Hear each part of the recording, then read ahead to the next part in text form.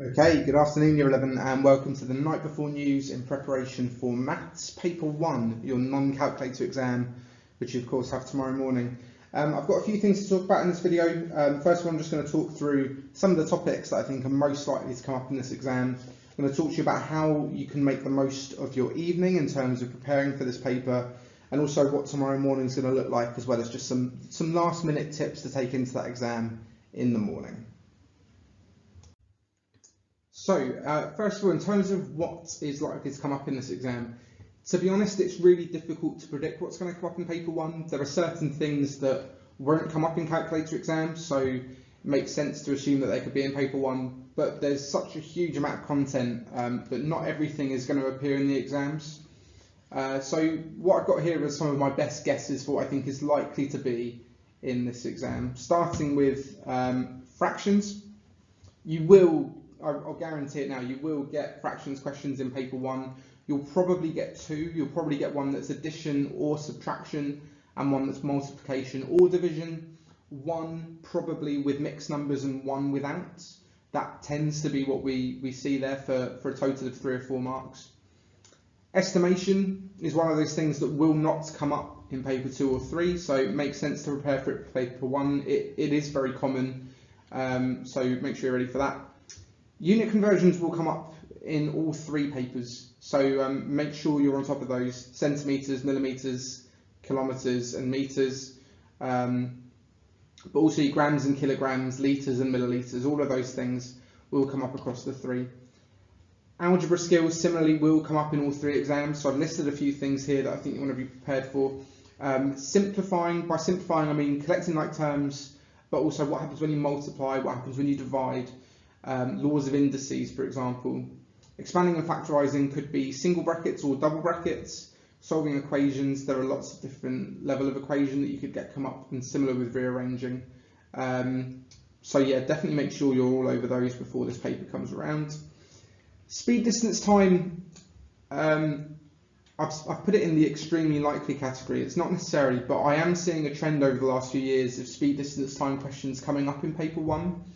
And often where the time is a decimal number of hours, so like 90 minutes, for example, which is an hour and a half, 1.5 hours, and needing to do a calculation with that. So wouldn't be at all surprised if we see that in the exam tomorrow.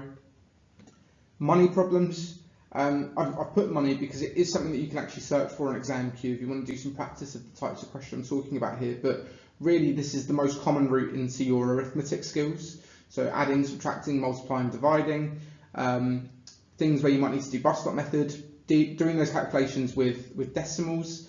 Again, money is a really good way of making you do that. So make sure you're on top of all of those things. If you need to practice your bus stop method tonight, then I would recommend it. Fractions of amounts, percentages and ratios. So similarly, these are things that often feature in big wordy questions for 4 or 5 marks. So you want to make sure you can do these skills individually, non-calculator. Can you find a fraction of an amount? Can you find a percentage of an amount? Can you share an amount in a ratio? And ratio, just in general, I think will come up a lot. This one isn't quite guaranteed again, but very, very likely. It won't come up in paper 2 or paper 3. If you've never really known the exact trig values, don't look at them tonight, because the amount of time it will take you to learn it for the number of marks you're going to get for it isn't worth it. You're better off focusing on some of the other things on this list. But if it's something that you just need a refresher on, then I do think that would be time well spent.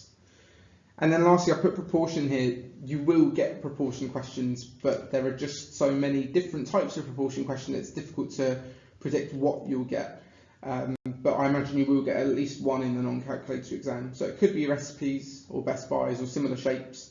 But equally, it could just be quite a basic proportion question. 3 pens cost this much, how much do 5 pens cost? That sort of thing, for example. Now, that obviously doesn't cover everything. So some of the things that I'm listing here are also likely, but not as likely as the stuff on the first list. But also things that I would want you to make sure you're well prepared for. FDP conversions, fractions, decimals, percentages. Do you know how to change a fraction into a decimal to a percentage to a fraction? Again, I think you're very, very likely to get at least one in this first paper, but I don't know which one.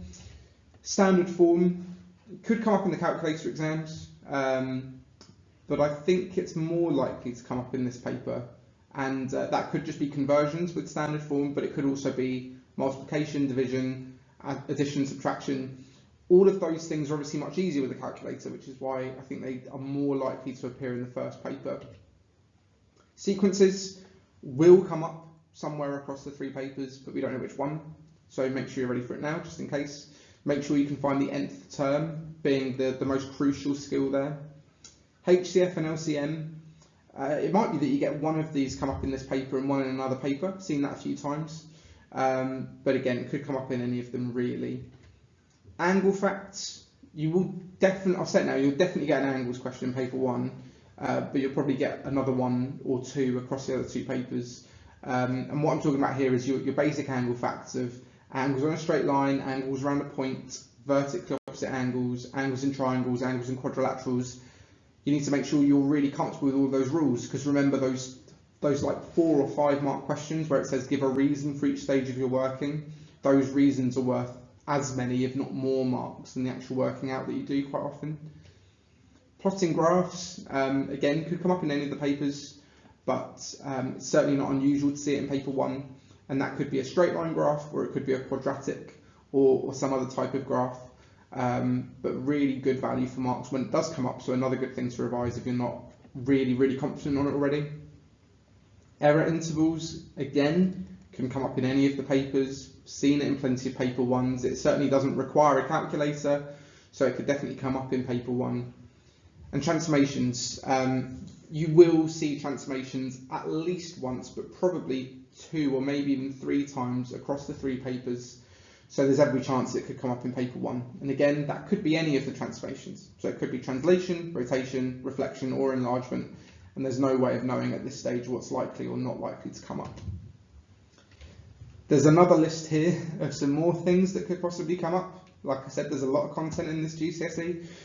Probability, that's quite vague, but that could be a probability table, could be a probability tree.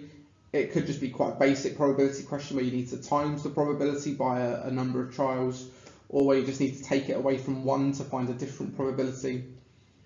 These statistical diagrams, you know, they won't all come up, and you don't know what paper they'll come up in, but I would be prepared for these. Stem and leaf diagrams, frequency trees, Venn diagrams, but I could go on. You've got two-way tables, frequency polygons, bar charts, pie charts.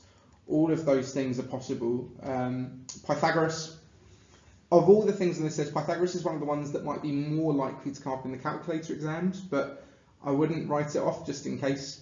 Certainly if it does come up in paper 1, the numbers will be nicer, is the good news, but therefore they might try and put it into a slightly more challenging context to try and balance out the difficulty on that.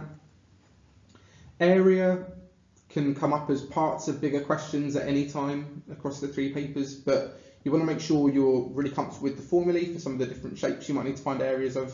In particular, area of a triangle, I've come across a few people recently who have just been a little bit unsure on it, but base times height divided by 2, really fundamental knowledge to take into this exam. And making sure you know how to use the formula for area of trapezium as well is something that I'd recommend you having a look at. Angles and polygons, again, I think more likely to come up in paper 2 or 3 with a calculator, but could come up in paper 1, so make sure you're familiar with the rules for interior and exterior angles. Circles, if circles comes up in this first paper, it's going to be in terms of pi, most likely, or it could be an estimation question, because again, you won't have a calculator. Simultaneous equations, I think I have seen these questions coming up a bit more in paper 1 than in calculator exams in the last few years, and it's very likely that it's going to come up at some point. So again, I could probably put it in that column over to the left, but make sure you're ready for that. And of course, there is more. You know, there's much more, to be honest. But these are the things that I think you're most likely to have benefited from revising tonight. And if you do want to see an overview of all of the things that could come up in this GCSE, then I've got a couple of ways for you to do that, which we'll talk about in a moment. So in terms of what to do this evening with this crucial time, and it really is crucial, you'll have heard before that cramming isn't a great revision technique, and that's not strictly true. It's just that it's not a great revision technique if it's the only revision that you've done. Don't get me wrong, it's better than nothing, but what would obviously be better is if you've prepared for this exam a long time in advance and were working up to this point. But no matter where you're at, what you do this evening will really matter. This time that you spend, these last few hours, will make the biggest difference to what mark you're going to get in this exam. So it's really important time. And I've got two approaches for you that I'm going to recommend. The first one I wouldn't necessarily actually recommend that strongly, but there might be specific things that you want to look at, which is if you want to look at specific topics. So there might be something that was on that list that you want to do some work on. The reason I say it's not necessarily the best approach at this stage is because you might end up spending a long time on a topic that then doesn't come up in the exam. So, in the second approach, we'll be casting a wider net and you're more likely to hit some things. But if you know there is something really important, perhaps from the list that I've just shared, that you need to do some work on, then there are a few ways you can do that. The first is to use Hegarty Maths, obviously. I wouldn't recommend it for everything. At this stage, it's great for specific skills and bits of fluency that you want to try and build up. So, for example, you don't know how to find the nth term of a sequence. Hegarty is a great way to revise that. Comes with a video, you can practice some questions quickly and know that you've got it and then move on. However, if you want to look at that topic more broadly and look at some of the different exam questions that can come up that require you to use the nth term, Hegarty is not really going to help you with that. It's just going to help you make sure you can do nth term. So Pythagoras is another good example. If you just want to know how to do Pythagoras, Hegarty is great, but exam questions that use Pythagoras need to be practiced elsewhere. ExamQ is one of the best places to do this.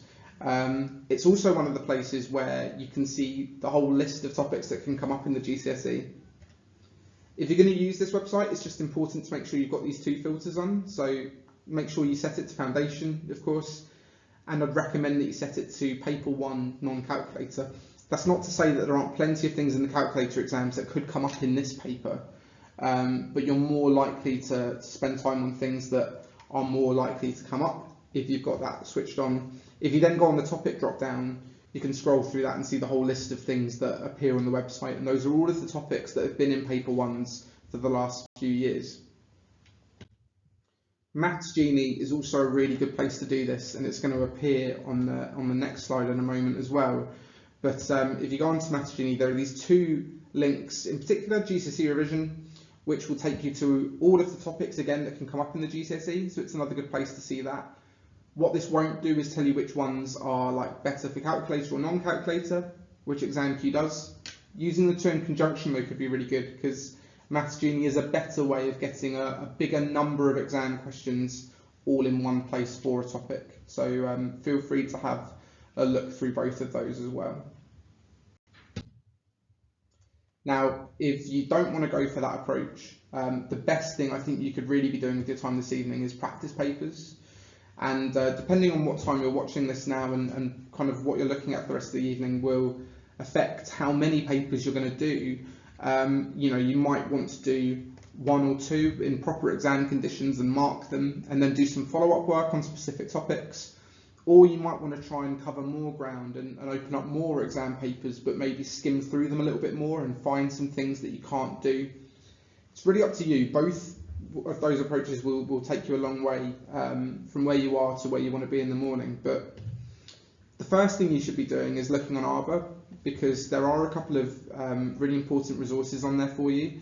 There's the work from the period 5 that we've done today. So if you want to go back over anything in that or mark it, then you've got that opportunity. There's also the Maths Teacher Hub predicted paper, which isn't really a predicted paper, because as I've already said, predicting paper 1 is a really difficult thing to do. But what that paper does have is one question for each topic that is likely to come up in this exam, which is a lot of questions, because there are a lot of things that could come up in this exam, but really, really good resource for some final revision. We've also uploaded the June 2019 paper, which is the last proper summer exam before COVID, and without the advanced information that students had last year. So if you want to go back to that paper, it's a little bit harder than the one from last year, but I think that's probably a better thing to be looking at this stage. There may be other things on Arbor that aren't on this list at the time of recording, because we're still looking to find the best resources we can put in front of you. This is already a very good start, but if you want more, there will be potentially some other predicted papers, but also, again, Maths Genie is a really good place to go if you want to do some past paper practice. If you go onto the website, there's these 2 links here. So in both cases, next to the one that I was talking about before for the topic revision, and you can pull off Edexcel exam papers from there, and those are all the papers since I think 2017. So like I said, if you want to cover a lot of ground, you've got a lot of papers there that you could be flicking through. And I think personally, if it was me preparing for my exam tomorrow, that's what I'd be doing. I'd open up each paper and just kind of go through it quite quickly. I wouldn't answer every question, but I'd just look at each question and ask myself if I know how to do it or not. And if I wasn't sure, I'd try it, mark it, and then if I needed to, I could either find similar questions, have another go, or I could go on Hegarty or Example or whatever else, just to spend a little bit more time on that topic. But really importantly, anything that you do find tonight that you're not sure about, keep a note of it.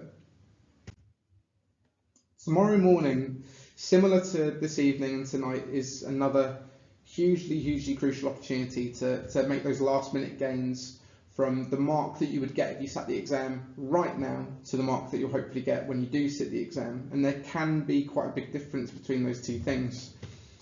The first thing to remind you of is that the hub is open from 7 AM and there will be maths teachers in there from that time. There's absolutely no expectation that you come in that early, but if you want to, you can, and we'll be there ready to answer any questions that you might have. So, big bit of advice here. Bring some questions in with you tomorrow morning that you haven't been able to answer, and then get hold of a maths teacher and say, help me with this, show me how to do this question, because then you've brought in something that you can't do, and a couple of minutes later you can do it, and that's how you gain marks in your exam. It's not rocket science, but at the same time it's an opportunity that it's your choice whether you take it or not. So try and have a little list of things that you want to go through in the morning, and the earlier you get in, the more support we can give you, of course. Line up will be at 8:25 as usual, with some final messages before we come back into the canteen and the conservatory for that last bit of revision. This is the work that we put in front of you for the PPEs, and you'll have something very similar for this exam. The topics will have changed, some of them won't. So this is the old one, this isn't the new one. And remember, there's grade 4 on one side and grade 5 on the other. So essentially, you've got 40 questions there. And again, it's your last opportunity to go, right, what can't I do from these? And can I learn to do them with the time that I've got left? There will be the whole maths department downstairs to come and help you. It's about 15 teachers, so plenty of opportunity. Or even if it's something that you think you can do but you're not sure, it's just that really great chance to try it one more time and check, and go into the exam confident that that is the right method for that skill.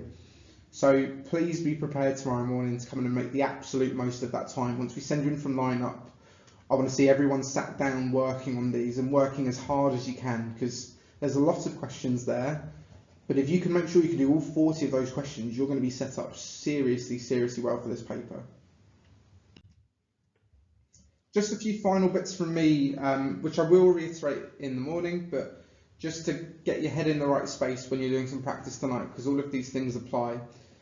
It's really important to try and attempt every question in this exam. The 1 or 2 marks that you pick up on some of those really difficult questions make a massive difference, so please don't leave anything blank. You'd be surprised how easy it is to get 1 mark most of the time. Make sure you read the last line of each question before you move on from it. It's really easy sometimes to think that you've got an answer. I did a question earlier today where I asked to find the length of DC, which was labelled 2x. And by the time you found what x is, you might think you've answered the question, but just reading that last line reminds you just to check, have I done that? Oh no, it's 2x, so I need to double that and get my answer that way. Keep thinking about sensible answers. Sometimes that's really easy and sometimes it's not. You know, I don't want anyone to fool themselves into thinking that an answer is wrong when it isn't.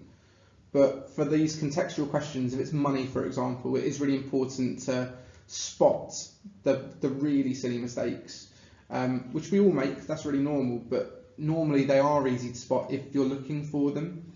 And that might be something that you want to do at the end rather than as you go through. It's up to you. but do make sure you use all of your time. You've got one chance at this exam. You've got 90 minutes. If you finish the paper in 70 minutes, which I'd say is pretty normal, what are you going to be doing for that last 20?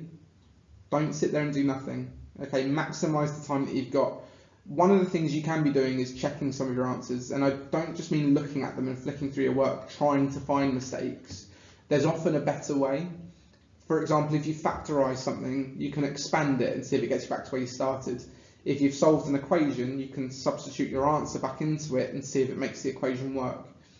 There are quite a lot of those opportunities as you go through the papers, so try and look at it from another angle, see if your answer's still making sense to you then. So that's it from me. Hopefully you're going to invest a really decent chunk of time this evening getting ready for this exam tomorrow. But the only thing left for me to say is best of luck.